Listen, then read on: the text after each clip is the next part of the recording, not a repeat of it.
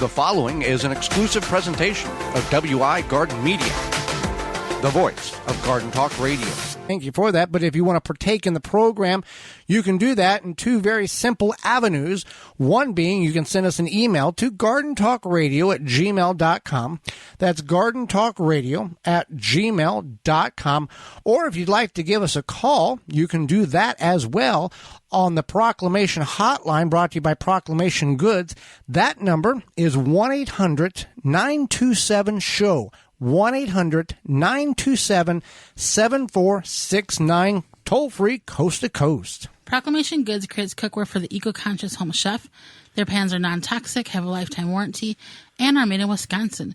Their award-winning stainless steel Proclamation Duo cookware set is a 12-inch skillet and a stock pot that doubles as a wok. Best of all, the skillet and stock pot hinge together to form a Dutch oven. It's two pans with the versatility of 10, empowering you to cook more with less. If you care about your health and strive for a more sustainable lifestyle, then Proclamation Goods is for you. Supply is limited, so order yours now at proclamationgoods.com. Proclamation Goods. All right. Well, Holly, you are not a certified master canner, but you've taken a number of courses with certified master canners, and we're going to go over the mistakes, the top 5 most common mistakes people make when they are going to attempt canning. And we encourage people to can, but to do it correctly and safely.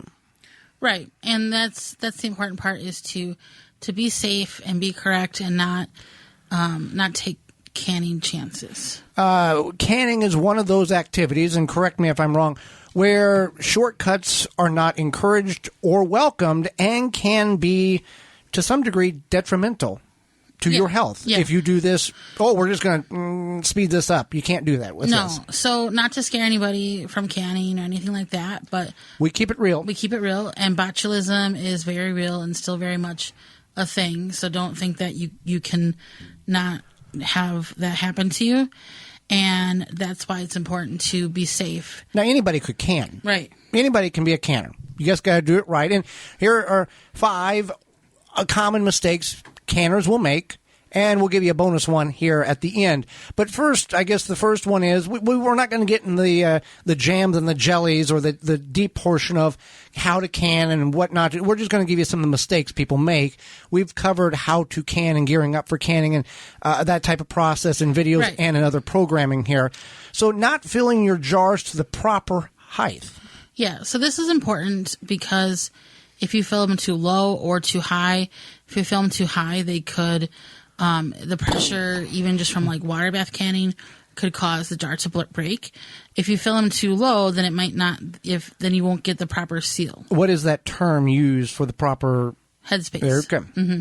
And if you're not sure about headspace or how to measure it, there's a tool called a headspace measurer, and you can use that. It's very helpful. It usually comes in a kit. Otherwise, you can definitely order one separately. And then your recipe will say X amount of headspace. Is there a general rule of thumb for certain things? Yes, but you always want to follow whatever the recipe says. Canning is a science. This is, whenever if you know somebody or have seen the actual operation of a laboratory environment, they don't take shortcuts. It's precise this and precise that. Same thing going on in the kitchen when you're doing canning. Right. So shortcuts and jar breaks. Yeah. So explain. So any sort of shortcut is not good in the canning world. But when I say shortcuts and jar breaks, it means like you want to do a hot jar, hot food, hot canner. We've lived this. Consistency, would that be the word to use here? Just everything's got to be alike. Consistency. Yeah. But just, making sure that you don't take a shortcut. And one example I had was when you and I were canning tomatoes, we had room temperature jars.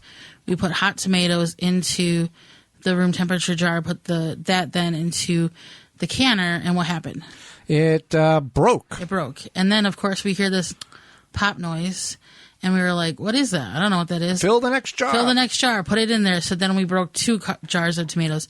And if you know, canning whole tomatoes or crushed or whatever, it's a process. You have to, make sure the peels are off the tomatoes and whatnot. And if it doesn't work out, it's sad. Over tightening of jars. This is a very common mistake that is seen very repetitively on social media posts going, why does my jar lid look like this? Yeah, you were guilty of this for a while where you were like, I'm just going to crank it on there before we put in the canner. So you don't need to, be the Hulk and screw it on as tight as you can. You can do what's called finger tight, which means like you just tighten it and that's good. Not like you're going to put it back in the fridge and it might get shook up. Or something. And you will know if you over tightened it because the lid, when coming out of the processor, either the water bath or pressure canner, it will have buckled. It will have pinched up, and the lid, the metal flat portion, will be blown up because the air cannot do the science can't do what it needs to do in order to properly seal the jar. Right. So not following a safe recipe, but I got it online. Right. So you want to use recipes from a safe, reputable source. So this includes things like bulk canning, any sort of master bulk canner. canning, what is that? freshpreserving.com.org? Okay. A master canner, a Better Homes and Gardens, any sort of master canner. Taste of Home is another one that has good canning recipes. And those are probably the main three for if you go to the library and you're like, I'm going to check out some canning books, you want to kind of stay within like the last 15 years or so. It's hard to wrap your head around this, but if you find something from the 90s, it's not within 15 years. The 90s, like early 90s, that was 30 years ago. Yeah. Okay. Yeah. So, but a lot of people think like the 90s was 10 years ago. Well, the 90s is 30 years from the 90s was the 60s, which is the same distance as it now from there. Just stop. So anyway, I mean, the 90s were a great time. I had a fun time, and I'm so glad social media was not around. But it's a safe thing. You want to make sure last 15 years, so early 2000s, absolute max. It's nice to collect the recipe jar, the bulk canning books of the classic, the old style ones, but it's not safe. Now, what does one do if they have an old recipe that they would like to use to honor a past loved one who was a very active canner? How do they find out to make it safe? You could reach out to a master canner and ask them to review the recipe, and there's no shame in that. And a lot of times they don't even have to tweak that much. But I just want to explain, you're probably thinking, like, how has food science really changed that much? Well, as a society, our food science has really changed. So tomatoes are less acidic. Or just the density of the food, too. Right. Yeah. So let me just finish here. Yeah. So tomatoes are less acidic than they used to be. So now you have to add acid to your canned tomatoes or your pasta sauce, salsa, what have you.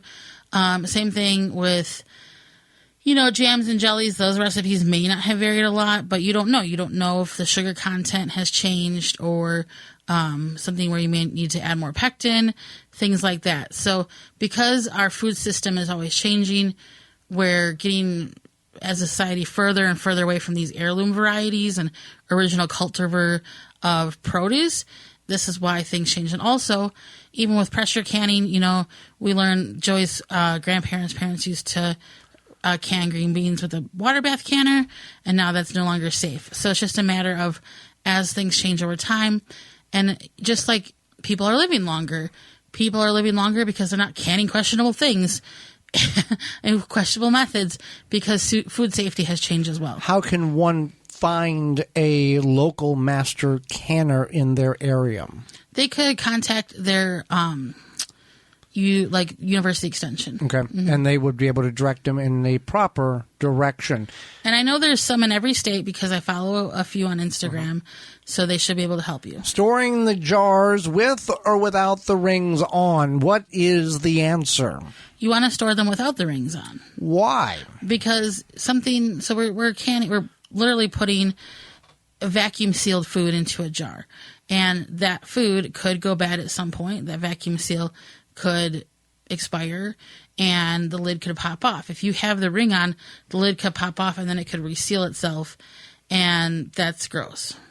And we have left the rings off, and in the shelving of canning jars, I believe it was pasta sauce, we did have that jar pop off, and we did see the mold and everything So we did discard it, but we seen that something went wacky inside that jar, and because we didn't have a ring on it, we were able to remove it and discard it safely.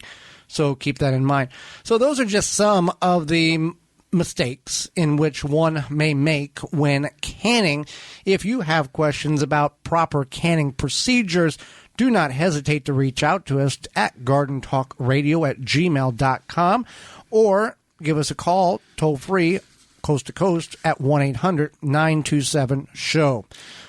Well, we are brought to you today by our sponsor, Walton's Inc. Just like we talked about canning, we know you care about where your food comes from, and canning preserving is great, but what about the meat?